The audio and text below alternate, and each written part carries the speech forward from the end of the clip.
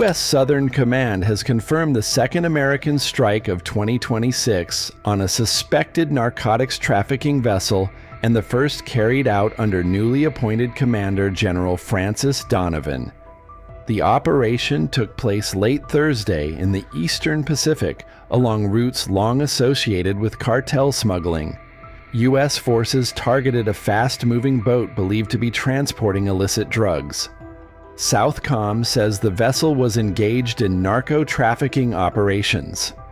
2 people were killed in the strike, raising the total number of fatalities from similar U.S. actions to 119. Officials released few details: the nationality of the boat, the type of drugs on board, and any cartel connections were not disclosed. But hours earlier, Defense Secretary Pete Hegseth claimed the administration's aggressive campaign is already having impact. Writing on social media, he said some major traffickers had decided to halt operations indefinitely because of what he called highly effective kinetic strikes. Thank you for what you do every single day. See, our job at the War Department is to have the backs of warfighters. Our job is to make sure they have everything they need at the tip of the spear, but they can't do that without you. What you're building here at Merritt Island is a core function of the arsenal of freedom. You see, the arsenal isn't just about door kickers or guys dropping precision bombs, although we like those guys very much. It's not just about intel analysts and mechanics wearing camouflage. They're all important to our nation, to be sure. But look at the thousands of square feet that make up this production site, where you produce the next generation of launch vehicles and spacecraft, like the New Shepard launch vehicle and the Blue Moon lander. I just had the privilege of also meeting with Administrator Isaacman over at NASA. And your work here, along with his, will help President Trump accomplish the national security policy objectives at record pace, including critical projects like Artemis. And you're exactly right. We're going to make space great again. That sign is our motto.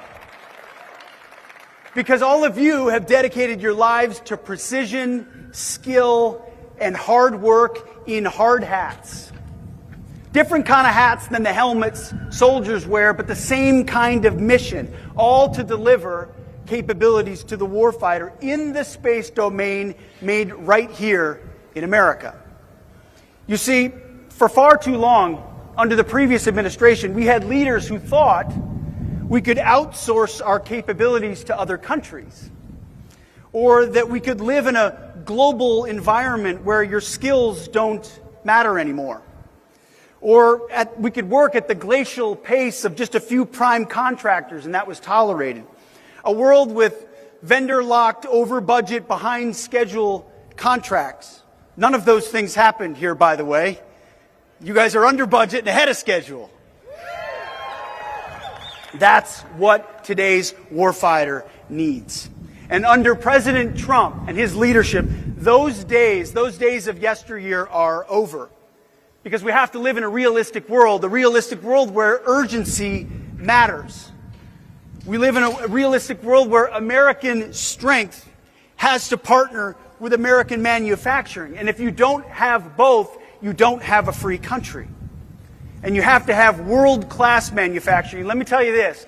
Take your cameras through this factory. And what I said to Mr. Bezos was this might be some of the most sophisticated manufacturing the world has ever seen that can only be done at scale in the United States of America. We will unleash our companies, unleash industry, unleash the competitive spirit that allows America to come out on top. When we compete, we win.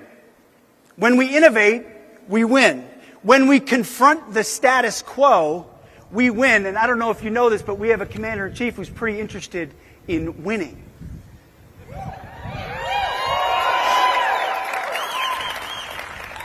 No more business as usual, which I know, Mr. Bezos, is music to your ears. You've never done business as usual.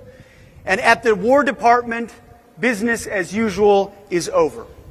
Our job is to unleash space pioneers, just like we are unleashing our warfighters.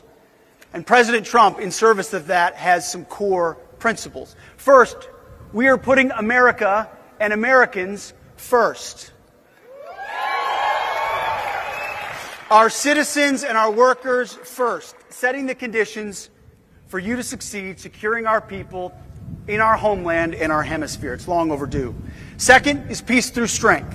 At the War Department, we are the Strength Department. Our job is to be the hammer when necessary, but hopefully never have to use it. It's called deterrence. But if we must use it to fight, we will fight to win, overwhelmingly. And the third principle is common sense, which, as you all know, is not so common in Washington. But in the Trump administration, when you look at the problem we have as a nation, we have to build at scale and at speed, and that's vital. It's common sense, so we have to go faster and empowering our fastest runners. You will see those common sense principles applied at the War Department in three simple ways. One, we're reviving the warrior ethos. We're eliminating the distractions and the debris. No more DEI, no more dudes in dresses, no more climate change worship or social justice or political correctness. We're done with all of that. We're just unleashing the warfighter to be lethal, trained, disciplined, accountable, and ready. And when you allow them to do that, they're really good at their job, as an indicted criminal in Venezuela found out about a month ago. We are allowing commanders to be commanders again, leaders to be leaders. And what they say back to us is the most affirming words we could ever hear. Those commanders are saying, we've never felt this supported before, ever in our time in command. Under President Trump and under the War Department, you're allowing us to use the authorities to go out and do what we need to do, clearing out the debris. That's music to my ears. That's my job, to serve those who serve, allowing our warfighters to be even more capable. Second, we're rebuilding our military. That's why we're on the Arsenal of Freedom tour. That's why we're here in Florida. We're going across the country for a couple of months, talking to industry, large like this one, and small. We need all of them. And we need you to move fast, at scale, at cost, to outcompete our adversaries, to rebuild our arsenal of freedom. President Trump did it in his first term, and we're doing it again. As you may have heard, the One Big Beautiful Bill provided the War Department a historic down payment of $150 billion to supercharge President Trump's defense capabilities. He has announced the goal to spend $1.5 trillion for our national defense in 2027. That is a massive message to the rest of the world that American strength is not going anywhere anytime soon. We will dominate in every domain. That One Big Beautiful Bill also provided $25 billion for the Golden Dome for America.